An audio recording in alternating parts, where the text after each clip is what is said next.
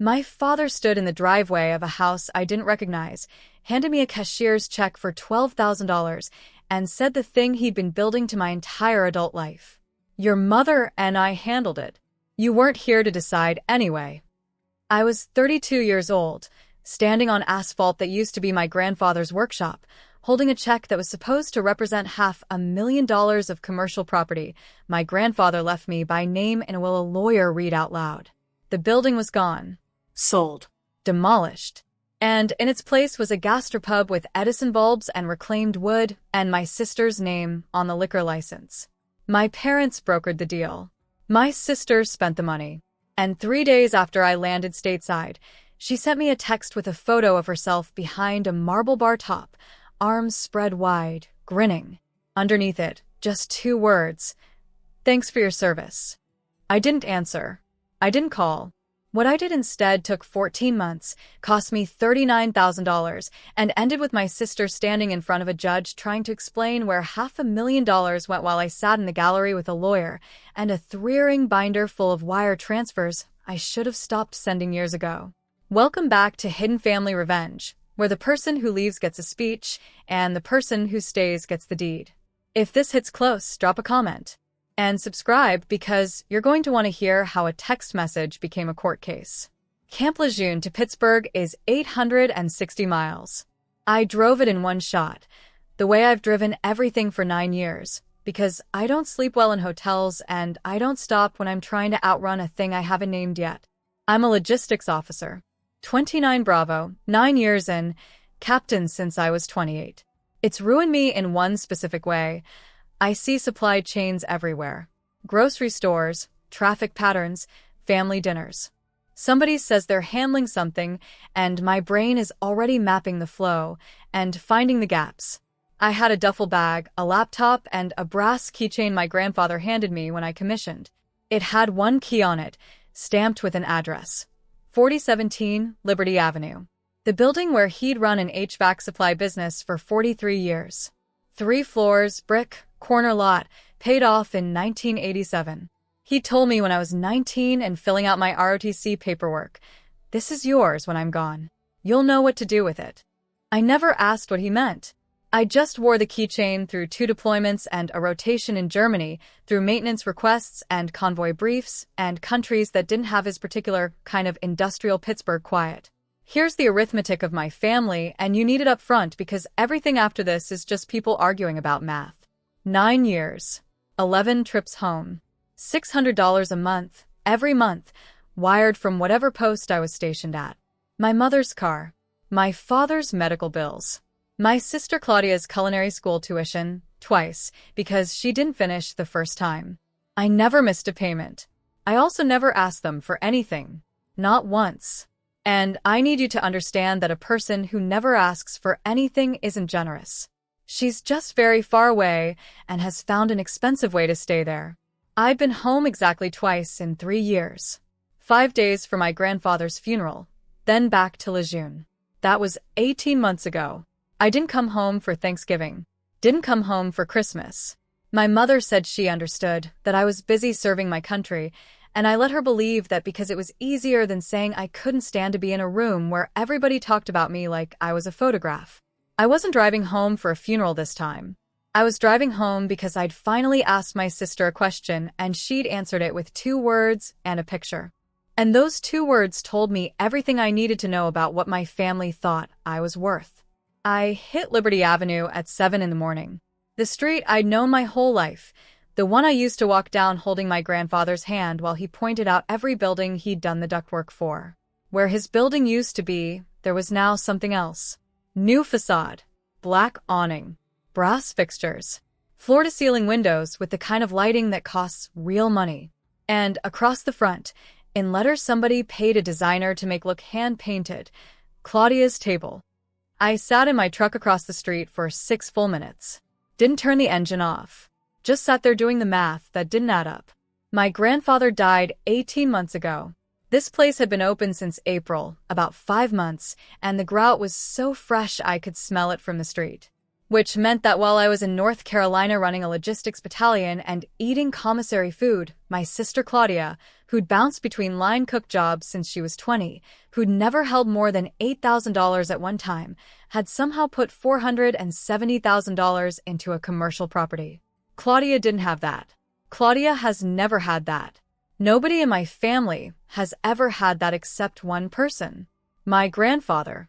And he'd left it to me. So, where does a woman like my sister get money like that? I already knew. I'd known since March. Germany. Ramstein Air Base. A bathroom stall in the transit terminal, the only place the Wi-Fi reached my phone without cutting out. That's where I was when Claudia's text came in at 11 at night, boots off, sitting on a toilet lid with my jacket over my knees. She sent the photo first. Scaffolding, half-installed bar top, her in the middle of it wearing a denim apron, grinning like she'd won something. She looked happy. That's the part people skip when they tell these stories. My sister was genuinely, completely happy.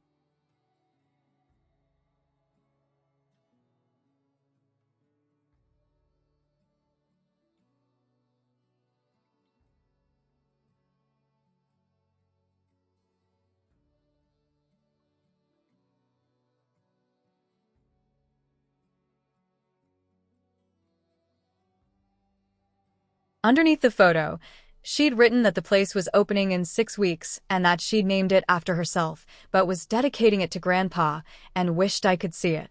And I typed back the only thing I actually wanted to know. Where did the money come from? I watched the dots. They blinked for a long time.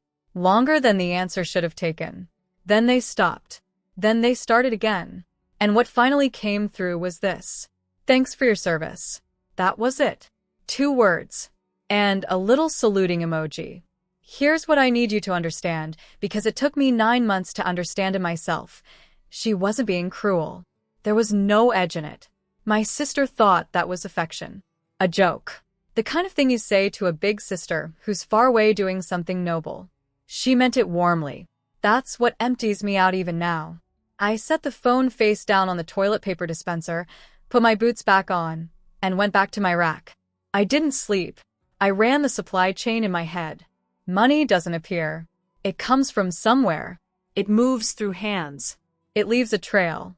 And my grandfather's building was the only asset in my family worth enough to fund what I was looking at in that photo.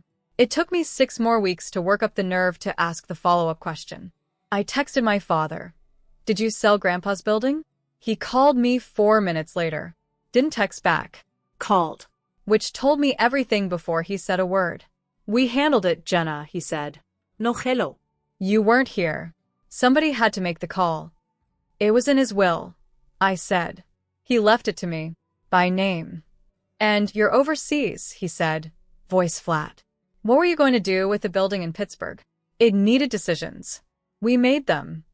You sold my inheritance. We sold a property that was sitting empty, and we invested it in your sister's future. You send money, Jenna. We put it to work. You should be proud of her.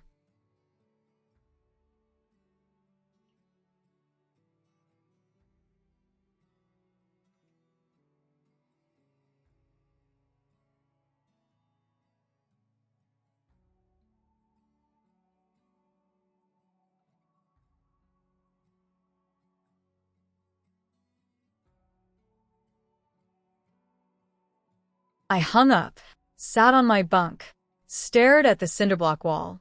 You should be proud of her. Not thank you for 9 years of $600 a month. Not we should have asked you. Proud of her. Like I was supposed to feel honored that my inheritance had been turned into bar stools. I didn't answer his next 3 calls. I finished my rotation. I filed my terminal leave paperwork. And I drove home with one goal, to see the building that used to be mine and understand what exactly my family thought they'd handled. My parents live in Greentree, a neighborhood 20 minutes south of the city, in a house they've had since I was 6. I went there that first night because that's what you do. You sit at the table.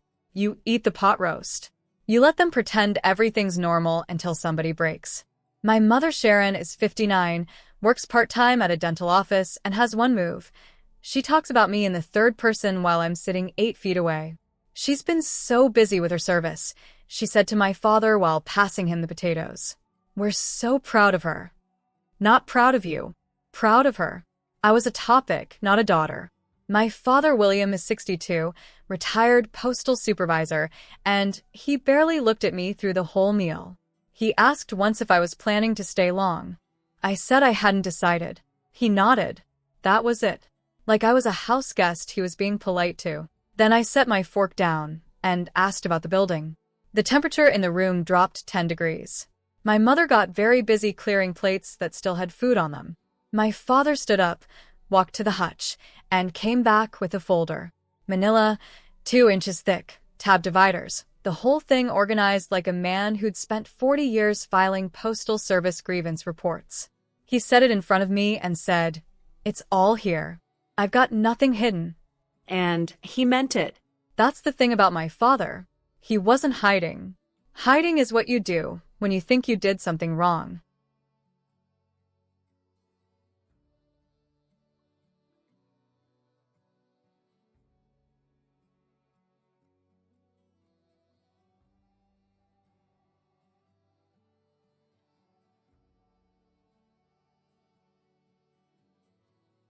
I open the folder. Page 3. Sale of commercial property, 4017 Liberty Avenue. Sold March 14th for $512,000 to Hospitality Holdings, LLC. Page 5. Distribution to Claudia Marie Brennan, $470,000. Memo line. Business investment per family agreement. Family agreement. I read that twice. Page 7. Legal fees, realtor commission, transfer taxes. $42,000. And on page 9, handwritten in my father's block print, the kind that goes through 3 sheets of paper because he presses like he's filling out a form in triplicate. Consent of beneficiary. Jenna Brennan, via durable power of attorney. I looked up at him. My hands were steady. I want that on the record. I didn't consent to this.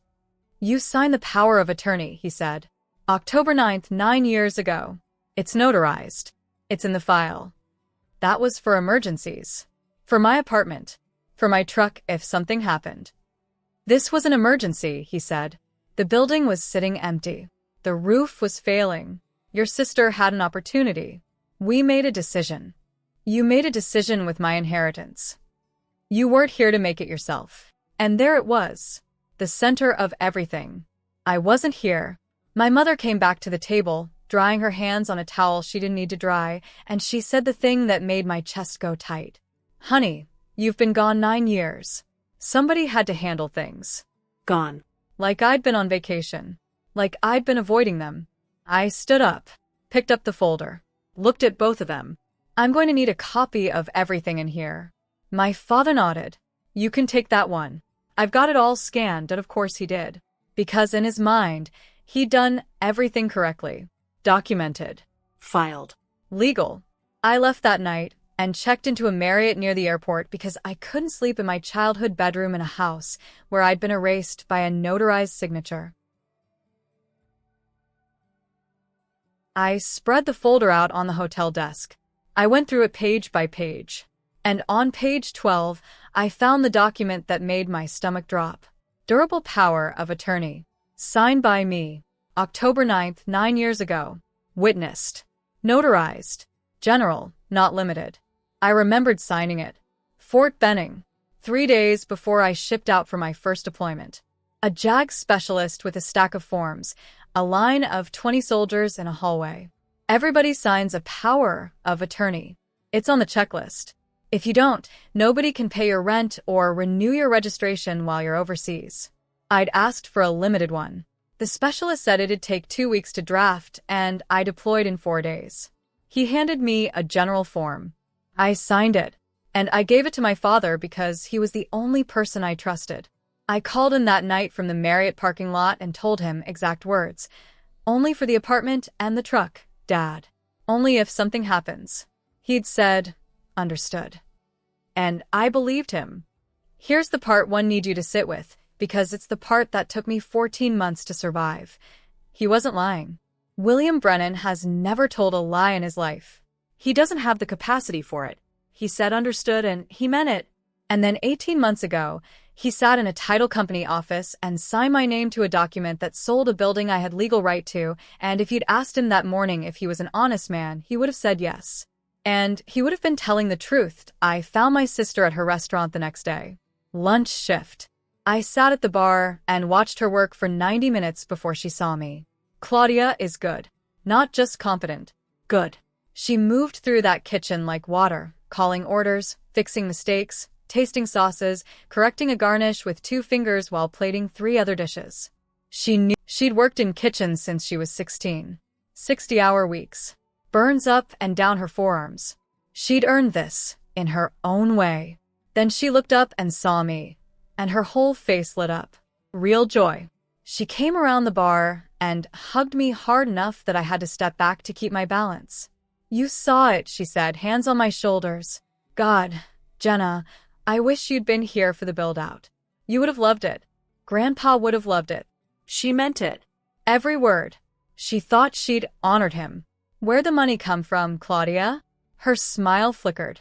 Just for a second. Dad didn't tell you? He told me he sold my building.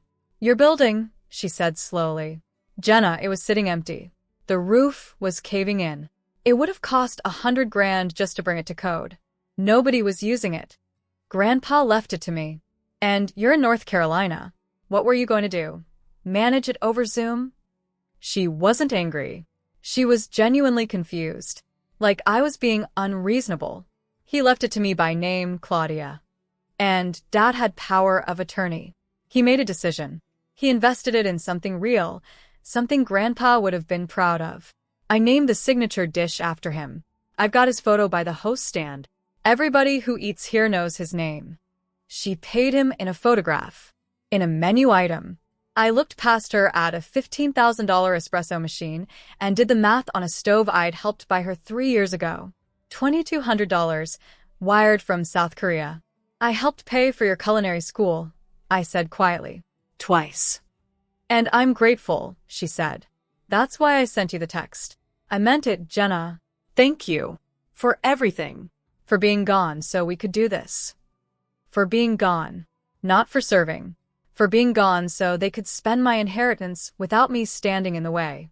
I stood up, put $20 on the bar, and I walked out while my sister called my name behind me. I didn't go back to the Marriott. I drove to the Allegheny County Courthouse, parked in the garage, and walked into the Register of Wills office on the 4th floor. Certified copies are $3 a page. That's what it costs to find out exactly how your family erased you. $9 and a clipboard. There it was. Last will and testament of Robert Eugene Brennan. Admitted to probate 19 months ago. Article 4, Section 2. I give, devise, and bequeath the real property located at 4017 Liberty Avenue, Pittsburgh, Pennsylvania, to my granddaughter, Jenna Marie Brennan, outright and free of trust. Outright. Free of trust. To me. And attached, filed the same day. Consent of specific devisee, signed by William J. Brennan as attorney-in-fact for Jenna Marie Brennan. My father had signed my name to a document giving away my inheritance, and he'd filed it in a public record where anybody could see it, because in his mind, he hadn't done anything wrong. I stood at that counter and pulled up my deployment log on my phone. Checked the date on the consent form. March 14th. 8-hour time difference. While my father was in a conference room in Pittsburgh signing my name to a piece of paper that gave away $500,000, I was in a warehouse in Busan, South Korea, processing a container shipment of medical supplies that had been delayed in customs for 6 days. That's what I was doing. That's where I was. While he was signing my name, I was doing my job. The job that kept me away. The job they were so proud of. The job that made me gone. I walked out of that courthouse and sat in my truck in the parking garage for 40 minutes. Then I did the thing you do when you've run out of moves you understand. I Googled Estate Attorney Pittsburgh and called the first name that didn't sound like a billboard. Rebecca Cho has an office in Shadyside, 3rd floor walk-up, no receptionist, coffee maker older than me. She's 41, does estates and probate. Mostly small stuff, family fights over silverware and lawnmowers. She listened for 12 minutes, without interrupting. Then she read the file for another 20. Took her glasses off. looked at me over the folder. "I can't get you the building back," she said. "Not ever. Not in any form." Hospitality Holdings bought it clean. They had no knowledge of any dispute. They're protected. Completely. I felt the floor go. "But," she said, "the money didn't evaporate. It went into your sister's business. And your father, as personal representative of the estate, had a fiduciary duty not to use your specific bequest to benefit your sister. That's self-dealing. And it's voidable." "What does that mean?" "It means we can pierce the business. Go after the asset the money became. If we prove he breached his duty, the court can impress a constructive trust on the restaurant itself." I sat back. "You mean take the restaurant?" "I mean recover what you were owed. The building's gone. But the value didn't disappear. It just changed form. We follow it." "How long does that take?" A year. "Maybe more. And it'll cost you every relationship you have left in that family." I looked at her. "I don't think I have any left to lose." She nodded, pulled out a retainer agreement. $15,000 to start. "Are you sure you want to do this?" I thought about my sister's text. "Thanks for your service." I thought about 9 years of $600 a month. I thought about my grandfather handing me a keychain and saying, "You'll know what to do." "Yes," I said. Rebecca filed in November. The petition was clean. Invalidate the consent. Declare the distribution void. Impose a constructive trust over Claudia's Table LLC and all assets purchased with estate funds. The clerk stamped it at 2 in the afternoon on a Tuesday. It made a wet little sound like a door closing. That was the end of any version of this, where we worked it out over pot roast. My father didn't call. Didn't yell. Didn't hire a lawyer for 3 weeks. He just stopped acknowledging I existed. I saw him at a get-go station on Banksville Road, and he looked straight through me, paid for his coffee, and left. He wasn't performing. He'd just deleted me. Filed me away like a form he didn't need anymore. And the terrible thing, the thing I couldn't say to Rebecca or anyone, was that I taught him how. 9 years of being gone. 9 years of wiring money instead of showing up. He'd learned it from me. Claudia called once. I didn't answer. She left a voicemail, and I still have it saved, and I've listened to it maybe 200 times. "Jenna, what are you doing? There are 23 people who work here. This isn't just me. This is their rent. Their kids. I don't understand what you want from me. I thought I was honoring Grandpa. I thought you'd be proud. Call me back. Please." I didn't call back. My mother sent an email. Subject line: "Please reconsider. Body, your sister worked so hard for this. Your father only did what he thought was right. We are all so proud of you, but this is tearing the family apart. Can we please talk?" I archived. Discovery came in February. My father's attorney, a guy named Ron Pawlak, handed over the estate file himself because my father had documented everything. Every dollar accounted for. Every transfer logged. And in his own handwriting, a note dated March 12th, 2 days before he signed my name. "Jenna is currently deployed. Unable to contact for signature. Proceeding under POA as property requires immediate sale due to structural issues and Sister Claudia's business opportunity timeline. Will inform Jay upon her return stateside." He'd written it down, put it in the file, because he thought he was doing the right thing. That note became Exhibit D. The deposition was in April, a conference room in Mount Lebanon. My father sat across from me for 2.5 hours and answered every question in the same flat, honest voice. Yes, he'd sold the building. Yes, he'd signed my name. Yes, he'd given the money to Claudia. Yes, he knew the will left it to me specifically. "Did you try to contact your daughter before you signed her name?" Rebecca asked. No. "Why not?" "She was overseas. It would have taken weeks. We had a buyer ready and Claudia's investors needed an answer." "Did you text her? Email her?" No. "Captain Brennan had internet access in South Korea, didn't she?" A pause. Long enough that the court reporter looked up. "Yes." "So, why didn't you ask her?" And my father looked right at me and said the thing that would end up in a legal opinion, because she wasn't here to understand the situation. I made the call. That was his whole defense. I wasn't in the room, so I didn't get a vote.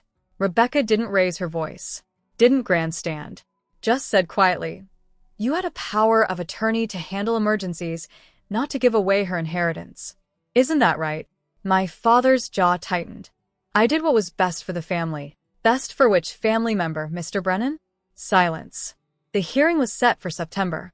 Allegheny County Courthouse, Judge Marion Keswick presiding. My mother came, sat in the second row. Claudia sat next to her, in chef's clogs because she'd come straight from lunch service. My father sat in the first row on the other side, alone, in a tie he'd owned since I was in high school. Pawlak put him on first. Let him tell the whole story. The building was deteriorating. The roof was failing that IT would have cost $100,000 just to make it rentable. Claudia had a once-in-a-lifetime opportunity. Investors ready. Lease signed. She just needed capital. And your daughter Jenna wasn't available to make the decision, Pawlak said gently. No, sir. She was stationed overseas. She's been gone 9 years. Somebody had to make the call. There it was. The sentence he'd been building to my whole life. Somebody had to make the call, and you weren't here. Rebecca didn't cross-examine him hard. Didn't need to. She just asked 3 questions. Mr. Brennan, did the will leave that building to Jenna by name? Yes. Did you sell it and give the money to her sister? Yes. Did you ask Jenna first? A pause. Then quiet. No. Why not? And my father said, flat as a weather report, she wouldn't have understood the situation from where she was. Rebecca nodded. Sat down. Looked at me. I didn't testify. Rebecca said I didn't need to. The paper said everything. Judge Keswick took 20 minutes. Came back. Read the ruling without looking up. The power of attorney was general, but it carried a fiduciary duty. Mr. Brennan used it to benefit one child at the expense of another. That's a breach. The consent is void. The distribution is voidable. My mother grabbed Claudia's hand. The building itself is not recoverable. The buyer is protected, but the funds are traceable. They went into Claudia's Table LLC. The court impresses a constructive trust over the business and all assets purchased with estate funds, valued at $470,000. Claudia made a sound I'd never heard her make before. Not a gasp. Something deeper, like all the air going out. Then Keswick said the part that made it worse. However, the court will not permit double recovery. Captain Brennan must elect her remedy. On the record. Today. Rebecca turned to me. Visperet fast. 2 choices. 1.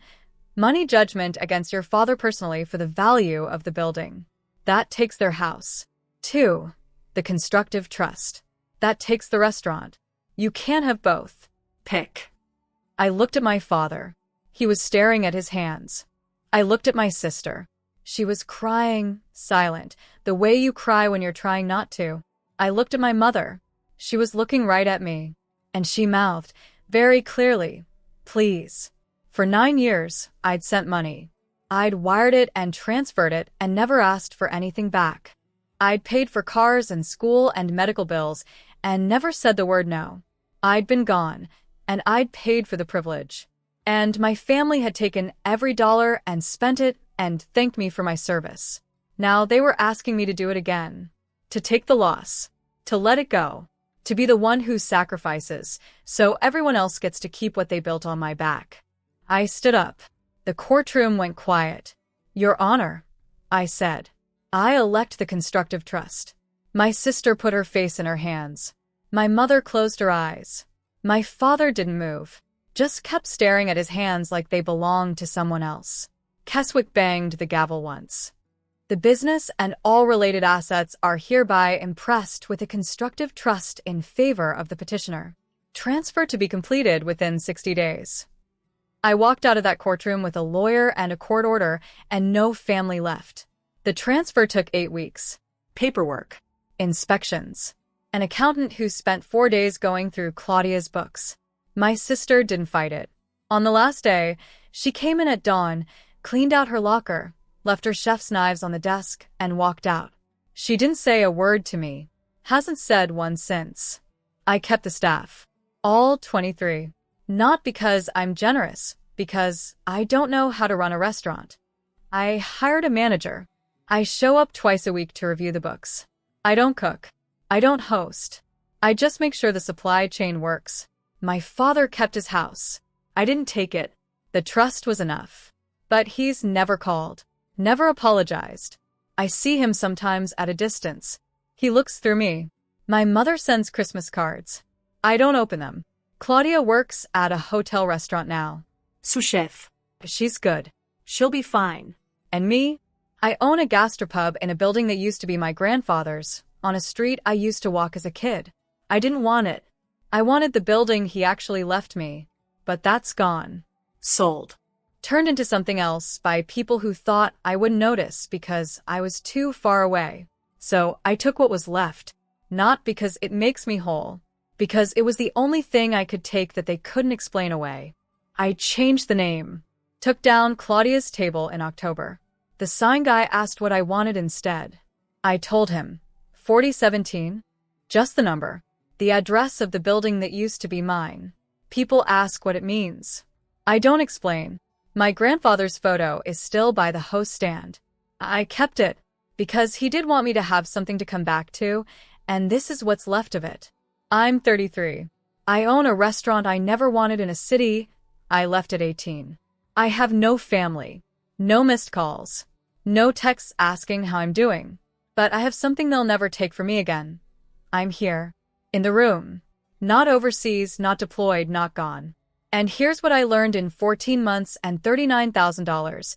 Being gone isn't the same as being wrong, but it is the same as being erasable. My family didn't steal from me because they were cruel. They stole from me because I wasn't there to stop them. And they thought that was the same thing as permission. Thanks for your service wasn't gratitude. It was a bill of sale. They sold my inheritance, spent it on someone else's dream, and handed me a sentence they thought I'd be honored by. I wasn't. So I took it back. Not the building. That's gone. But the value. The thing it became. And now my sister works for someone else, and I run a business I never asked for, and my parents tell people I'm doing well, in the same voice they used to say I was serving my country. They're proud of me. I'm sure they are. They're just proud from a distance. The way you're proud of a photograph. Some families love you when you're useful. Some love you when you're gone. And some only love the version of you that doesn't ask questions. Mine loved me best when I was wiring money from 8,000 miles away. The second I came home and said that was mine, I stopped being their hero and started being their problem. If you've ever sent money home and gotten back a thank you instead of a say, drop a comment. Tell me I'm not the only one. And if someone in your family ever spent your inheritance and called it handling things, get the paperwork. Find the trail. Money doesn't evaporate. It just changes hands. And the person who wasn't in the room doesn't lose their rights. They just lose the chance to say no in real time. I didn't get my building back. I got a restaurant, a court order, and the certain knowledge that my family will never forgive me for refusing to disappear quietly. That's fine. I've gotten good at being unforgivable. My grandfather left me something and they sold it, and I took back what it became. Not for revenge. For the same reason I filed every supply report and checked every manifest for 9 years, because the accounting has to be honest, even when the people aren't. Thanks for your service. 2 words I'll never hear the same way again. If this story landed, share it. Hit subscribe. And tell me in the comments, would you have taken the restaurant or let them keep it? Because next week, someone else finally stops being grateful and starts keeping receipts.